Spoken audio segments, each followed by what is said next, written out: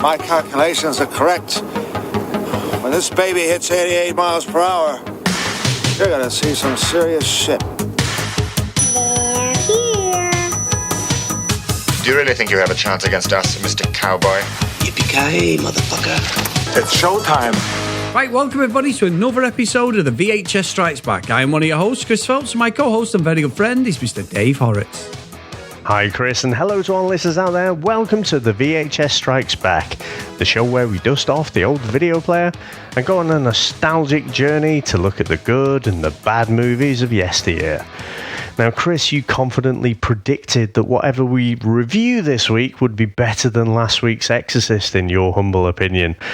What are we going to review? Dave, why do I open my big fucking gob? I didn't think we'd get anywhere. And I did see that our dear friend, Mr. Scott Weatherly, said he hasn't got the heart to listen to that episode because he loves The Exorcist. He's read the books, everything. And I'm taking the piss on Twitter, like doing the memes, like, come on in, you know, but I don't think Scott's going to do it. And I didn't think we'd get anything, in my humble opinion, as bad as The Exorcist. And as always, you've proved me wrong, Dave, because we are going back to 1991, a movie I've seen the VHS cover for, but definitely never, ever watched it. And it stars, and it's not a bad cast, Dan Aykroyd, Chevy Chase, the late, great John Candy, and the beautiful Demi Moore, Dave. And this one is nothing but trouble. So, have you ever seen this? Weirdly, I'd never even heard of this one, Chris. Honestly, I'm thinking 91, it's got Chevy Chase, Dan Aykroyd, like you say, John Candy, Demi Moore. How the hell did I not watch this? I don't understand it at all, and I don't even recognise the VHS cover for it. So, obviously, I mean, these were all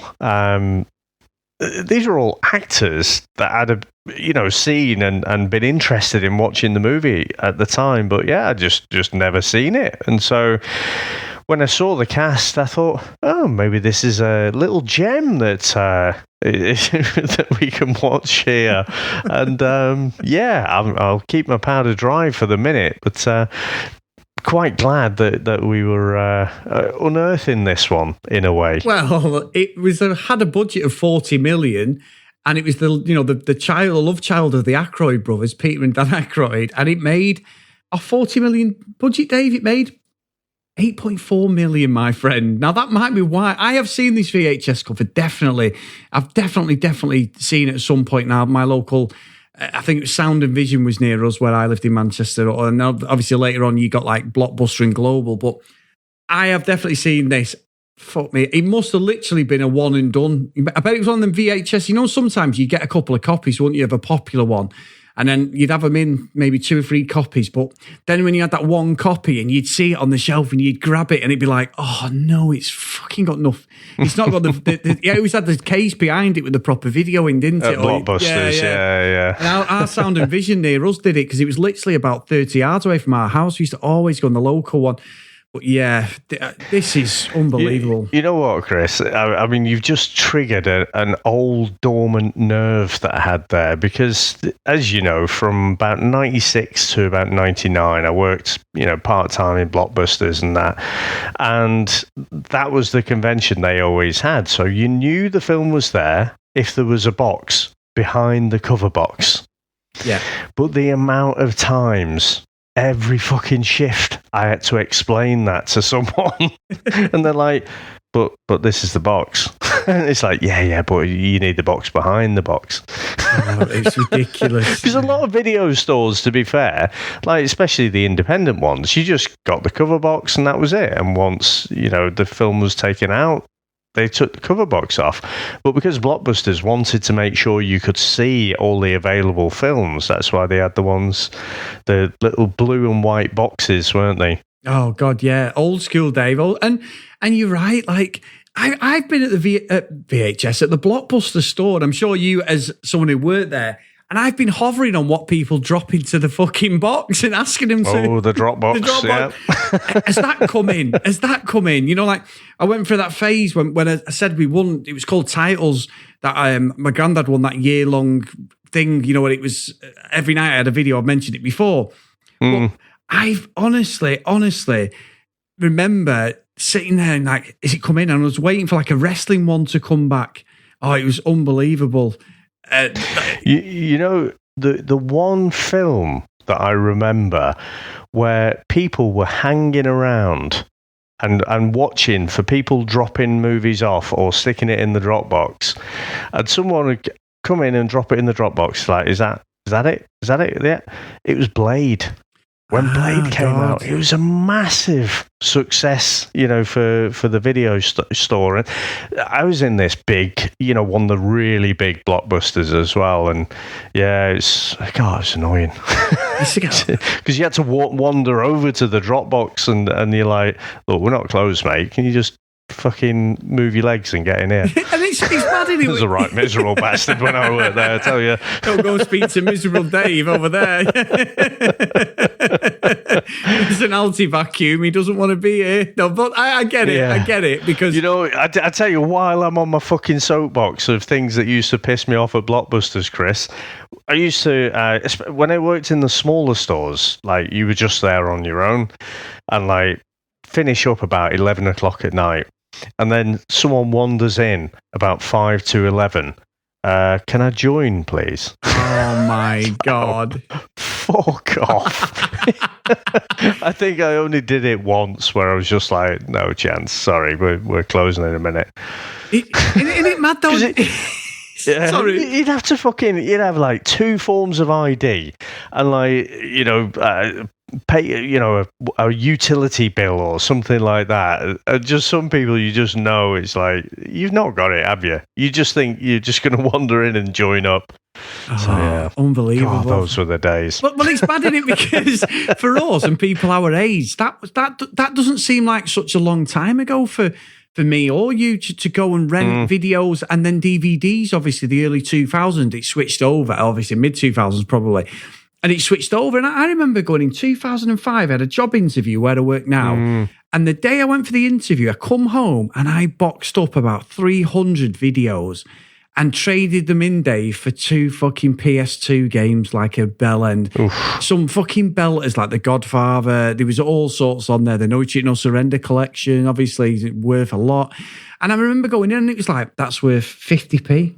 That's worth 20p. And you're like, what a dick. But going in on a Friday, getting the Maltesers, getting the minstrels, the Skittles, getting to the till and having like 2 videos, and it's like, right, that's got to be back on Sunday, please, sir. If it was like you could rent some out longer, but if it was like a proper top 10 movie or recently released, you had to. I mean, I've said to you before, I went through a stage of ripping off the Friends VHSs. We'd go in and I'd have 2 videos set up, and one of them could put the tape on, and I used to rip them off, but they didn't always copy correctly, and I ended up doing that for years, and we had I did it all the time, to be fair, but it just for our kids now, if you explain that you went to a shop, got a video, so for them it'd be a Blu-ray, which they don't even know that now. They're used to digital media pretty much. You know, I mean, Jordan grew up with like a lot of the DVDs and everything. She's got loads even of video games now that we both play. We're pretty much digital probably 90% of the time. It's very rare we've got an actual game for the PlayStation or Xbox, but it's weird how things evolve. And eventually, Dave, no matter what people say, physical media will come back. Like records have come back in about 15, 20 years. But at some point, I think they're literally going to disappear because it's just so convenient to just download it. You can buy it and keep it, but it's just the era. The whole point of this but the whole point of this podcast is about the VHS era. And the more we talk about stuff like this and go through the reviews, you realise what a unique situation we lived in for all them years. Yeah, it was pretty unique, wasn't it? Because I still miss, Chris, that Friday night feeling. You know, you've got the week behind you. It's Friday night. Go and have a wander around. You know, you don't know what movie you're going to particularly look for. Because, again, now you just go on the web. All right, let's have a quick look at IMDb or Rotten Tomatoes or whatever your review site of choice is. And you'd be like, oh, right, well, that one's done pretty well. And so you're working off what the critics say, whereas, you know, just wandering around the video shop, seeing what's there, seeing what tickles your fancy, Chris. That was part of the watching experience, wasn't it? It was choosing the actual movie as well. And so all of that's gone. And I was thinking the other day, like, if I won the lottery or something, well, first thing I'd have to fucking play it. But if I did play it and then won it and just could do anything, one of the things I might set up is just like a kind of video store, but somehow get that kind of social aspect to it. It wouldn't be like renting out videos, but you'd have to have something there that was kind of similar, and that'd be so much fun to do something like that. But the reality is, you finish work on a Friday, you're fucked. People probably don't want to go out. They want to order something on Just Eat, and stick Netflix on, or Disney Plus, or whatever it is, Sky Box Office. So it is a point in time. It will likely never return, but it was fun. Definitely. And to be honest, Dave, the reason we've segued off, not intentionally, is because of fucking film that we're about to review. My word. Anyway. So this one, I think, was for Patreon Heath, this one, wasn't it? So it's another Patreon pick. So another one that has inflicted on us. And Chris, should we get into the trailer? If we have to, Dave, go on.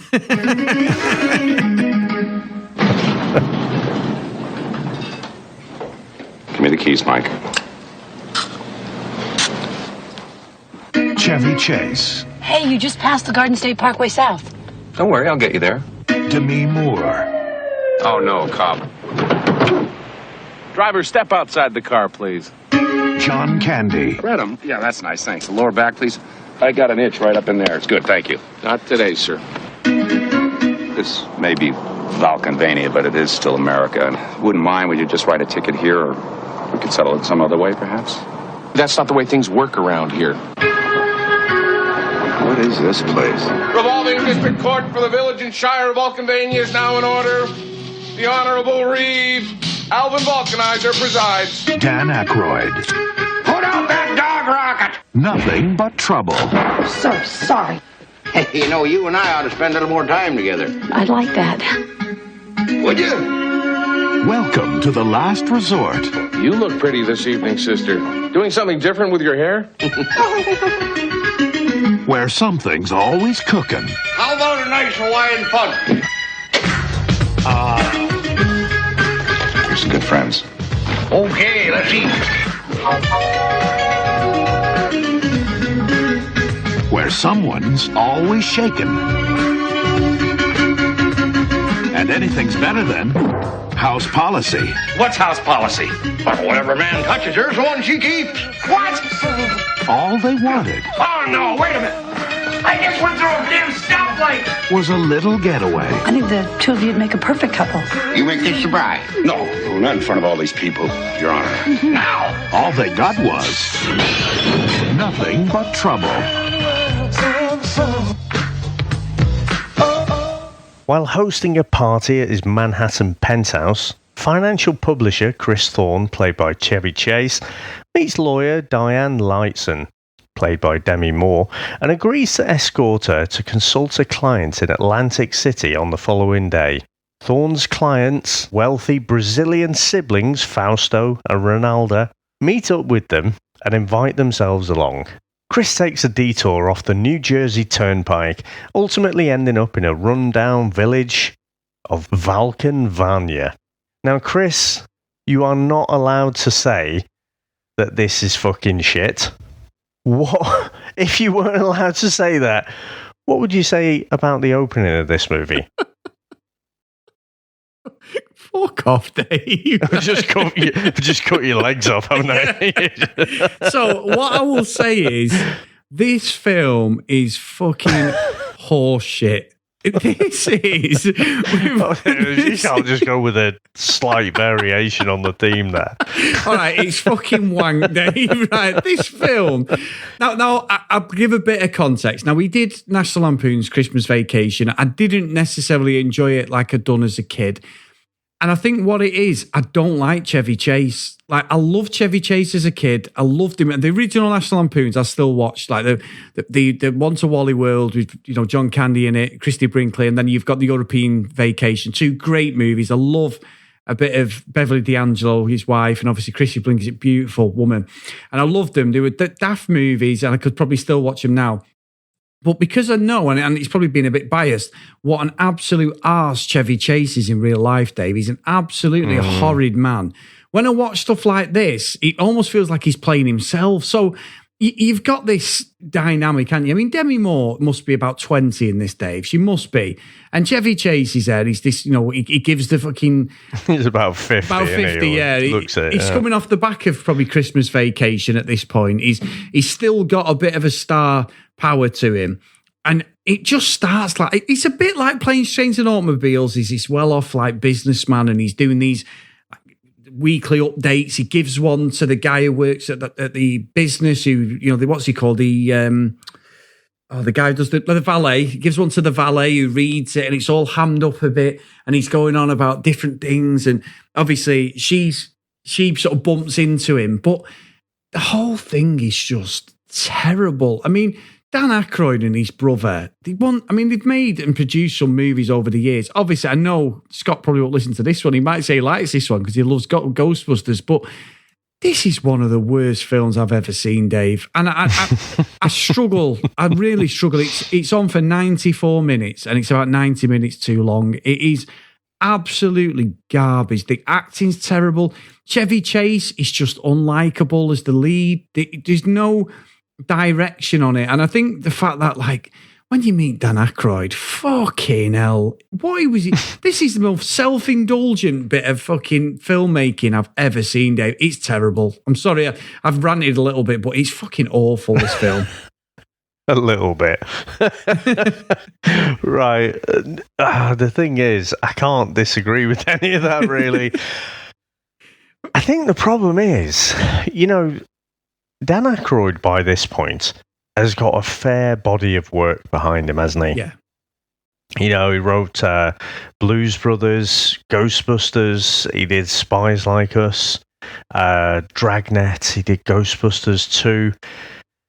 But he was always working with other writers and other directors. And I get the impression Dan Aykroyd is just, like, flanging ideas about, like, scattergunning them, and then occasionally other people will kind of pick up on those things and say, oh yeah, that is a great idea. And he sort of thinks very laterally. He's all over the place.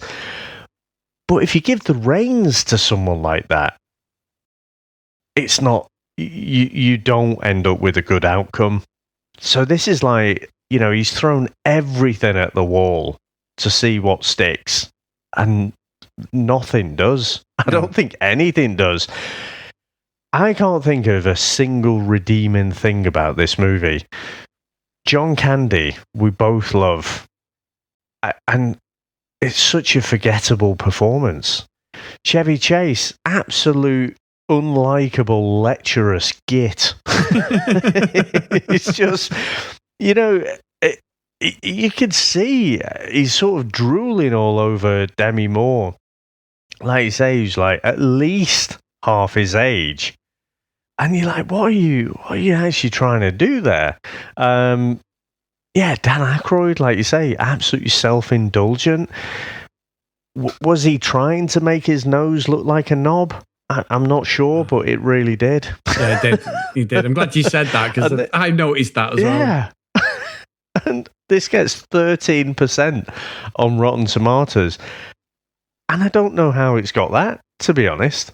I mean, they, like you say, this really thin plot, Demi Moore seems to want a lift, essentially. That's what gets these people together. And you just randomly have these Brazilian siblings in there as well. And, they go off, they get pulled over for speeding by John Candy, don't they?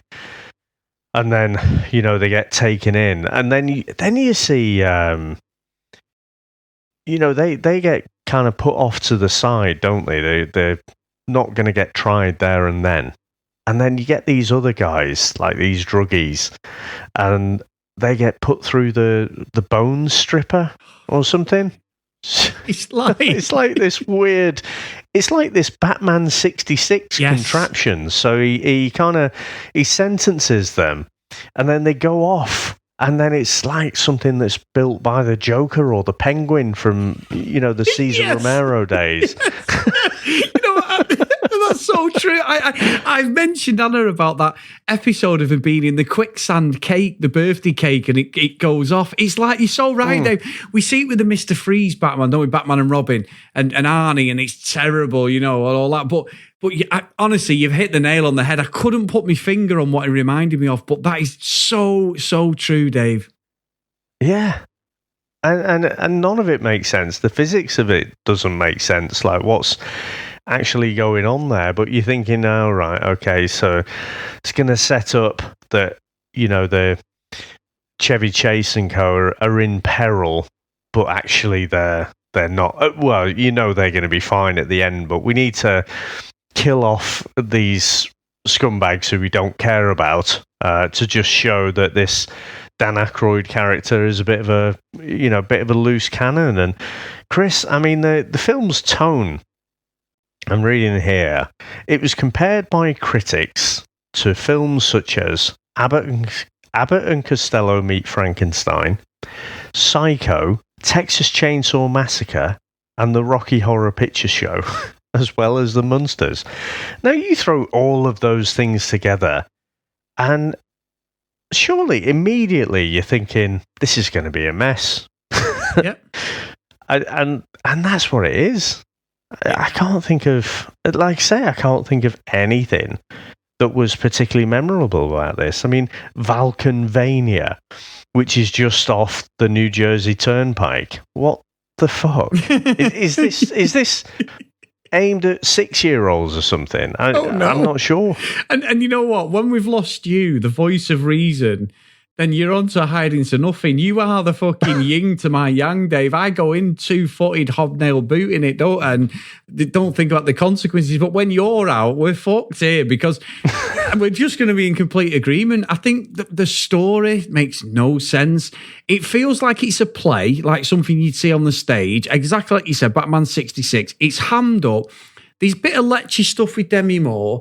The fact that Chevy Chase even has a chance with her, this is typical Hollywood. Let's put a late 40s, early 50s actor with a fucking 20-year-old or 20, whatever she was, 21, 22-year-old girl at this stage in her life, Dave. Absolutely garb. In fact, no, sorry, she was 29 when she filmed this one. Just had a look now. So even that, Dave, I'm like, I cannot believe what I'm seeing. And like you say, it's not memorable. John Candy is one. He can save any movie, John Candy. He's brilliant. Love him to bits. I mean, he plays the fucking granddaughter as well, who's got a fucking hard-on for fucking... And I say hard-on because it's just ridiculous for Chevy Chase. It's nonsense, the whole thing. I mean, the Brazilian guy, he didn't do too bad, Faustino, whatever he's called, because he's actually Milo in a Fausto, sorry. He's Milo out of a film we reviewed, Dave, in The Last Boy Scout. He's the bad guy. So it's like, oh yeah, it's not like, the cast were okay, but the execution is just terrible. It's like a parody of a parody. I've never, honestly, this has got to be one of the worst things we reviewed, and I say that with bad taste in the back of my fucking mouth, literally, Dave. That was an awful film, but this has got to be up there. And Dan Aykroyd and that just fucking hold his head in shame, because how he got away with making this at 40 million for this? What on? His face prosthetics? Fuck me. You know what I was just going to say? I can't believe I'm going to sort of praise Peter Jackson's bad taste here, but that didn't cost $40 million to put together. No. You know what I mean? No. Now, in slight defense, right? So Demi Moore was 29 when this came out. So she looks younger, doesn't she? And she's certainly made up to look younger. Chevy Chase, 48. Okay. Coming to my trailer. You know that's going on, Dave. Now then. But he's an arse, Chevy Chase.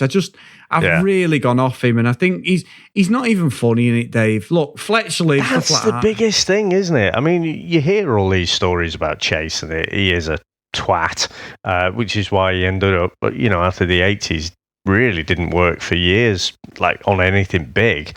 I know my daughter watches some kind of sitcom, and he's in that, but it's only kind of minor roles, and like I say, it's because he's a tool. But the biggest thing is, he's just not funny. Yeah.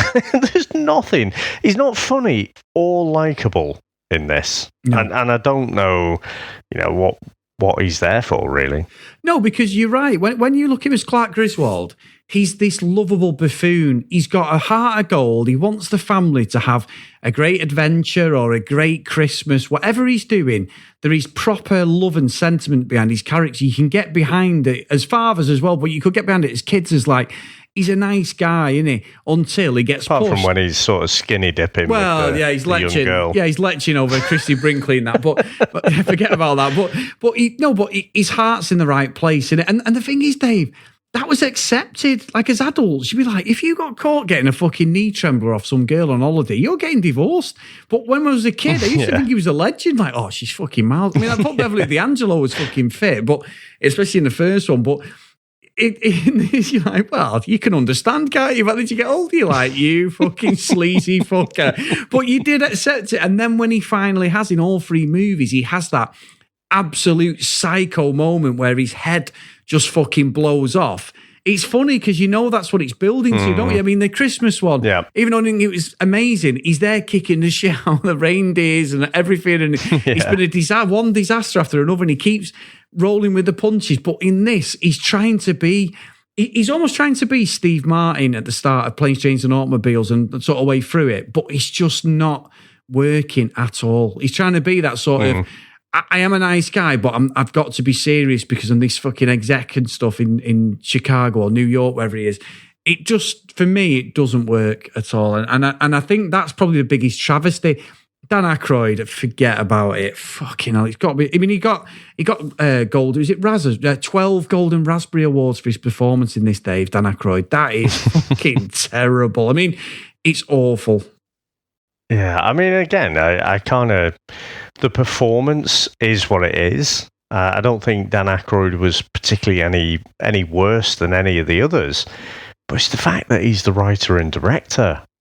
Yeah, he's created this whole thing, this whole crap story that's like it's almost like a Saturday morning kids' TV version of Texas Chainsaw Massacre, isn't it? Yes. You've got this decrepit old bloke, and it's a bit convoluted, but ultimately you've got a family that's a little bit twisted, and some people end up crossing them, and you're experiencing them finding out about this family with them, and it's just poor. Well, there's, like I say, nothing about it. No, listen to this as well, Dave. This is just on the research. So the film idea was a germ. Like me and you always say, I've got a germ of an idea, don't you? It's always a great conversation start, and it usually means we're starting a new podcast, doesn't it? One way or the other, but I like it. And that's our little saying when we do having our conversations. But Aykroyd's brother said that Dan got pulled over in upstate New York by a cop, got fined $50, and then the cop asked him to come back to his house for dinner. And he had 4 hours with him at his house, and that's where the idea of the movie came from, which is bizarre. But, I can live with that. That's something that it give him that sort of juices going to get the, respect and think, there's a story in this. But Chevy Chase, Dave. So Chevy Chase was, and I'm reading this based off an article, was demeaning and verbally abrasive to members of the cast and crew, telling Demi Moore that a costume was too revealing, and yelled at Aykroyd, saying that he had more worth than Aykroyd because Chase's paycheck was higher than Aykroyd's, despite him being the director. It's like, what a see you next Tuesday. Absolute bellend, that man. That is terrible. That is fucking awful. Yeah. That is terrible. But again, as the story goes on, it doesn't make sense because they're the only ones who sort of get in prison, don't they? And then you've got this R&B band who he lets off. What the fuck is that? Was that musical number all about? Again, I tell you what, Chris, one movie that we didn't love. Remember when Glyn came on and we did The Last Dragon? Yes. I will watch Last Dragon 5 times in a row, one after the other, before I watch this again. All day long, Dave. All day. What was he called? Show Enough. What was the baddie called in that. Yeah. Something like that, wasn't it? But the Shogun of Harlem. It was Show Enough, wasn't it? The Shogun of Harlem. Oh, unbelievable. And I agree with that completely. It is terrible. I'd even watched Remo Williams. Sorry, Glenn. But no, it wasn't. Glenn's going to go and get me. He did slag us off, didn't he, saying we were a proper pair of hard asses when it came to The Exorcist, Dave. But, you know, I wear that with a badge of pride, Glenn. So there you go, my friend.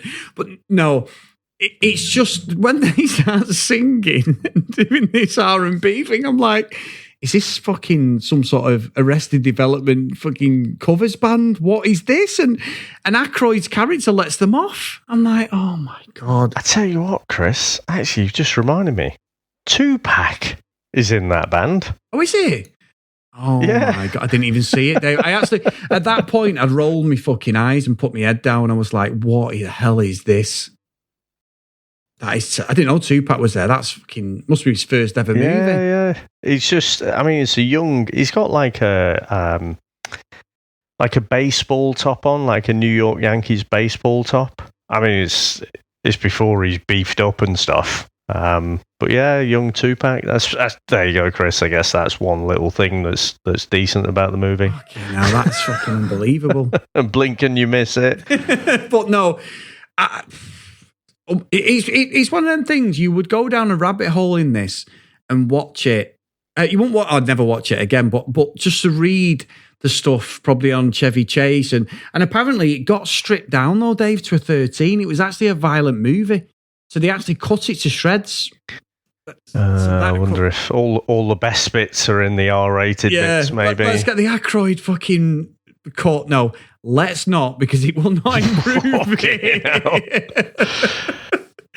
Oh, mate. I think you'd struggle to do that. I mean, but that's interesting. If maybe it was a bit close to Texas Chainsaw Massacre and they've ended up cutting out all of the violent bits and it just waters it down to this nothing movie. But this is the only film, Chris, that is directed by Dan Aykroyd. And I would suggest it's the only film ever going to be directed by Dan Aykroyd. Yeah, I think he's better in front of the screen, Dave. But I think he's, like say, he's a good ideas guy, isn't he? Things like Ghostbusters and things like that. But if you've not got a Harold Ramis or a John Landis who you can bounce off, then this is what you get. Yeah. Because you're riding roughshod. All your ideas are your own, aren't they? So that's weird. Yeah. I mean, even at the end, you know, the cops are there, aren't they? The whole police thing, very similar to the Blues Brothers, Dave, where all the cops are pointing guns at him. I don't know if that was a little intentional nod, but he's on the telly and he goes back to New York, Chris, and Diane as well, obviously Demi Moore. And there's the fucking judge with his driver's light, and I'm just like, they almost looked like they were going to make a sequel. Thank God they didn't. I mean, it got absolutely... It's one of the worst movies ever. It's absolutely been, for years, apparently, reading a lot of this stuff. I don't even... Like you said, we don't even know. I've never even heard of it, but it just gets slated for one of the worst things Hollywood has ever produced. Yeah. And I think you're right. I remember when we did Batman and Robin on Comics in Motion, and I really sent that under the bus because of the budget. Because you had, like, Clooney, Arnie, you know, Chris... What's he called? Chris O'Donnell was in it. Alicia Silverstone. Yeah. You had Thing in it as well, didn't you? Uma Thurman. You had all these people in it, and obviously you had his fucking American Express card as well, Dave. So it's like it was the budget. Arnie. That's what I mean. Yeah, you had all these people that should have made it a great movie, and it was terrible. And I really threw it under the bus. And this is very similar. This just looks like it is a. No, what I mean, I'm not condoning Chevy Chase, but no wonder he was pissed off, Dave. Did you say, don't they, a lot of actors and actresses know when a film's going to be a fucking turkey? And I bet he was like, oh, no. Well, Chevy Chase apparently wrote in his book, his autobiography, which came out in 2007, and he said he knew it would be the worst movie he'd ever make. So, you know, I don't know. It's probably 6 of one, half a dozen of the other, isn't it? Apparently, he went so badly after Dan Aykroyd, one of the crew members, threatened to throw a brick on his head. Oh, my God. It must have been shooting in Manchester, I guess. Hey, fuck off. But so Dan Aykroyd actually offered this script to John Hughes as well. And I mean, maybe John Hughes could have sprinkled some magic on it, but I don't even think he could. And so Hughes dodged a bullet, I think, there and turned it down. And John Landis was offered the script as well, and he immediately turned it down. So everyone could see that you could not polish this turd. So that's probably why Dan Aykroyd ended up directing it himself. He's like, I'll show all of you. Well, you know what I think he was doing? John Hughes, he was making that fucking one we reviewed, the one with Jennifer, is it Jennifer Garner? The one, the supermarket, the one in the mall, in the Target, which I can never remember the name of. You know which one I mean, though, don't you? But she was riding that fucking kid's toy, wasn't she? The horsey thing. Yeah. It's not long ago we did that, but oh my god! I mean, I'll be honest with you, Dave. I've got nothing more to talk about on this one. Have you got anything else? Bit bizarre how the Brazilian brother and sister, when they ran off, I thought, well, they're fucked. And they end up just running into John Candy, and it's like, all right, well, we'll go off then. Yeah, with John Candy. With John Candy escapes, but that's it. There's no follow-up to that. They just disappear. I think, John Candy, when he's dressed up as the woman, it's just good classic gag. Man dressed as a woman, Chris, and it's John Candy, and he's taking a bit of a shine to Chevy Chase. It's so fucking juvenile and shit. I can't. If anyone's listening and you think there's anything good about this movie and you've seen it, let us know, because I am genuinely interested, because I don't get it at all. No. It is, it's not even one of those where you can say, I think if I'd have watched this at the time, it'd have been all right. I think, the box office tells its own story. The 8 million people who probably went, based on the strength of the cast. And then probably very quickly word of mouth got around. It's like, this is fucking terrible. And so, Chris, I am done. And with that, I think we should get into our final review. Let's go.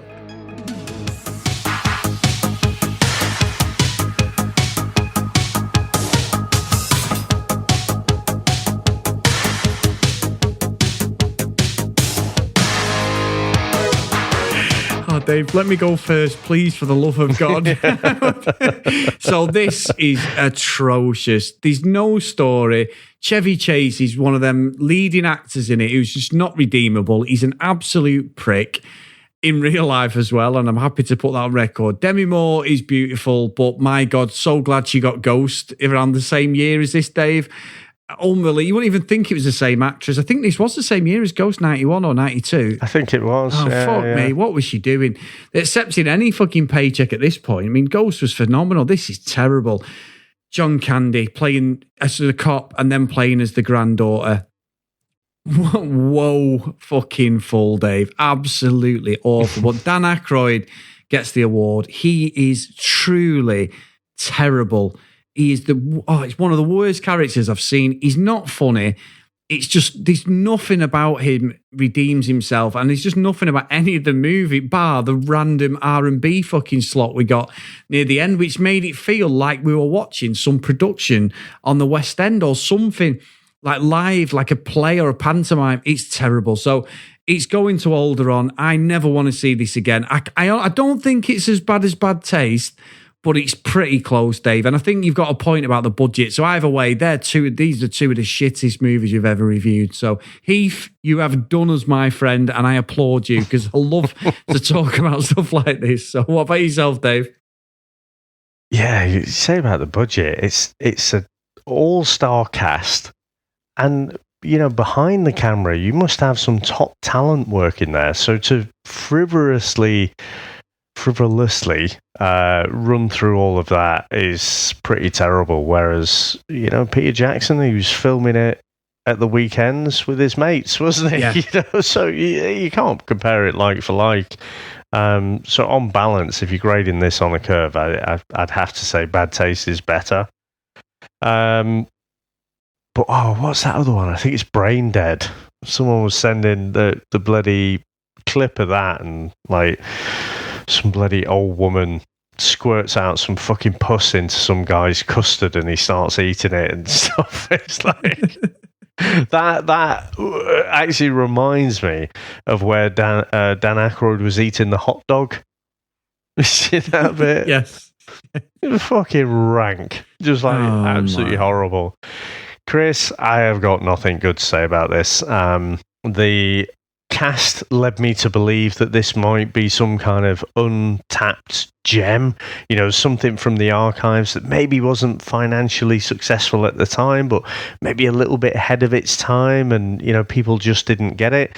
Nope, it's terrible. This is a buffet of ideas that is thrown against the wall, and I don't think anything works. This is probably the worst thing I've seen John Candy in. I don't think he's his usual charming self. Yeah. I don't think Chevy Chase he's not charming, he's not likable, certainly not funny in this. So the musical little break numbers, that was all a bit random. Wasn't really sure what all that was about. And I'm left wondering, what is this movie supposed to be? Is it supposed to be a little bit creepy, a little bit of a horror? Or is it just silly? Is it a bit of a Batman 66 with the whole bone stripper thing? Just utterly bizarre. And, you know, it's not that often, I don't think, that I send things to the bottom. But this deserves to go to Dantooine. Even Alderaan. I would send it to Alderaan to be blown up by a Death Star. This never needs to be watched again by anyone.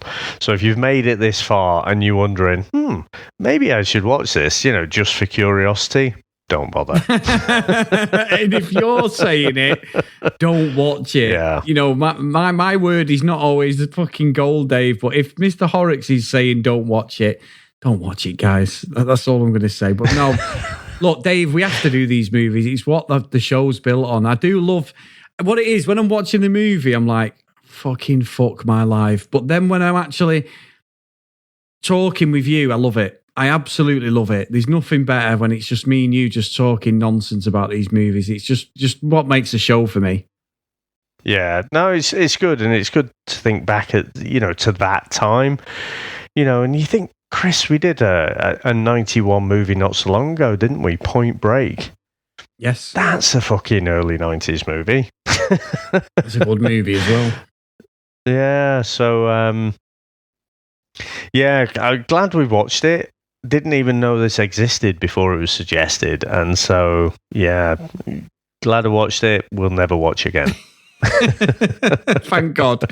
So, Dave, we had a poll, didn't we? And I've got to say, it's probably one of your best ever polls, my friend. So what were the 4 movies and what are we going to be reviewing next week? Well, which one won as well? Well, it's occasionally, like, when we put out a poll, I don't necessarily think too deeply about which one is going to be the most popular, but after, like, say 10 people have voted, you're like, I'm seeing a trend here. And you can see that, well, this is running away with it. And occasionally you've got 2 in the, you know, neck and neck, and then one steams away at the end. Chris, I put a poll together which was sequels of movies that we've already reviewed. And it is a stellar list, Chris.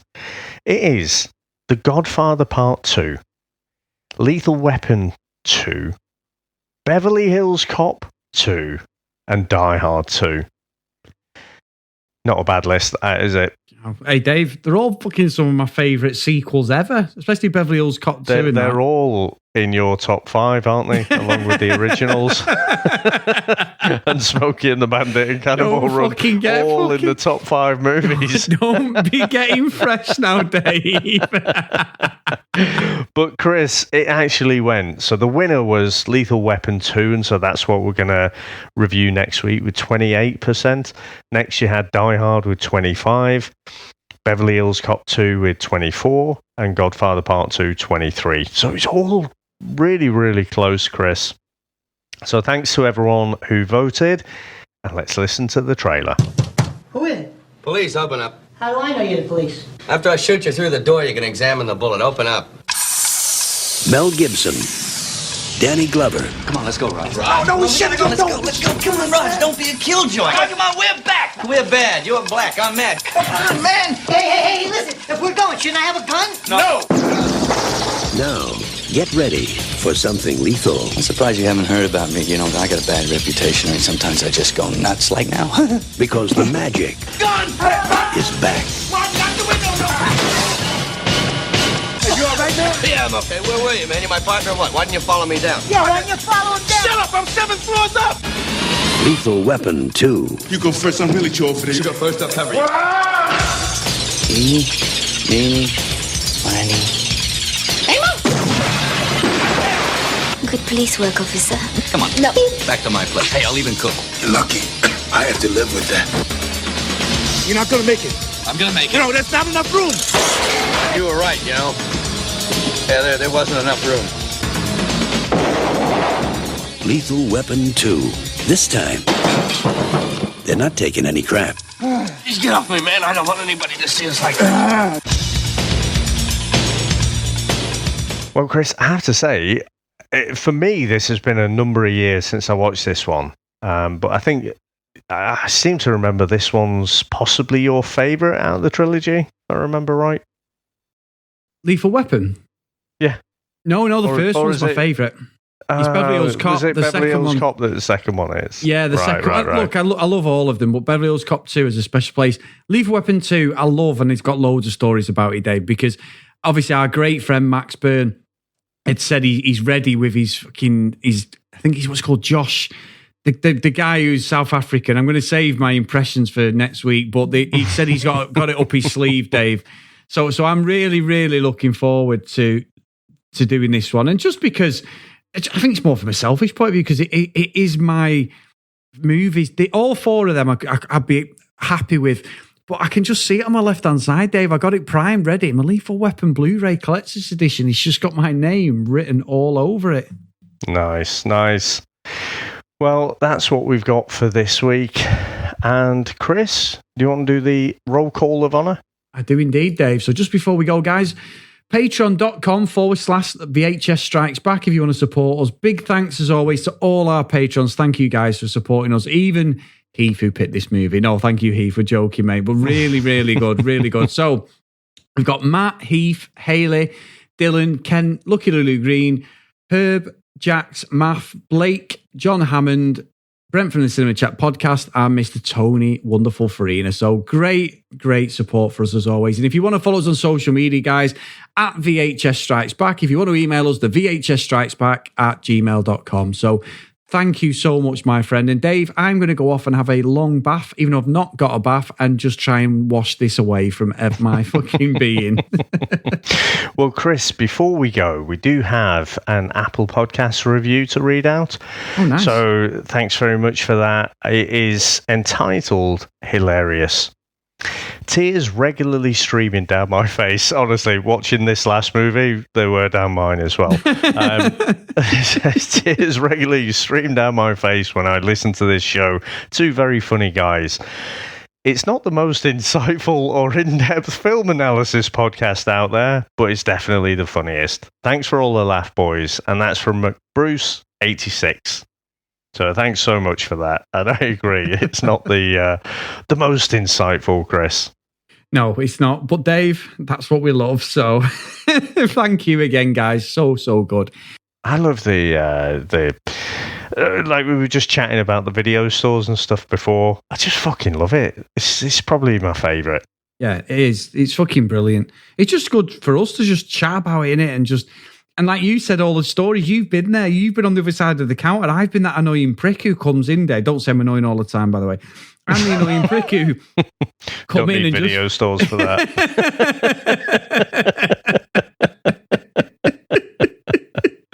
Thanks, Dave. You be the fucking one, right?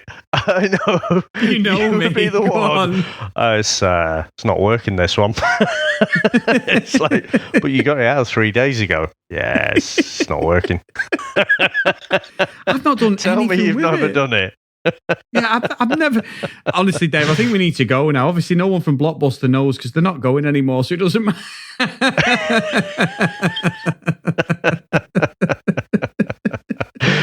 No, it is all good fun.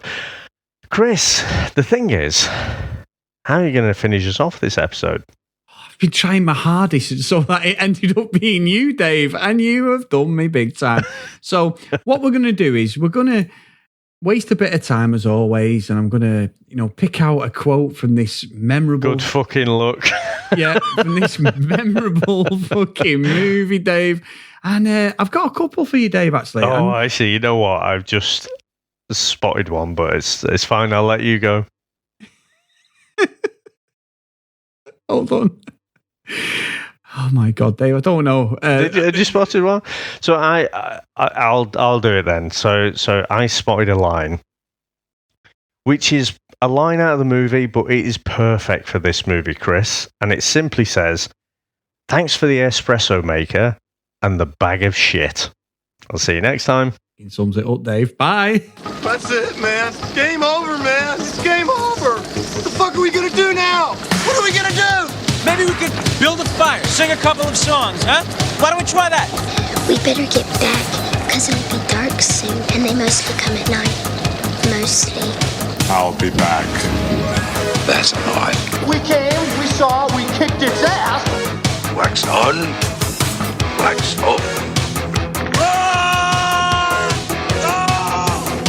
Get to the chopper! One ring to go. All right. Ding, ding. Bust you up. Go for it. Well, here we go.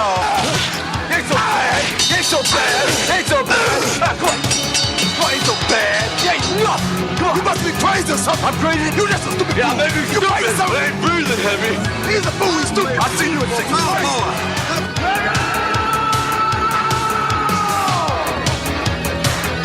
I must break you.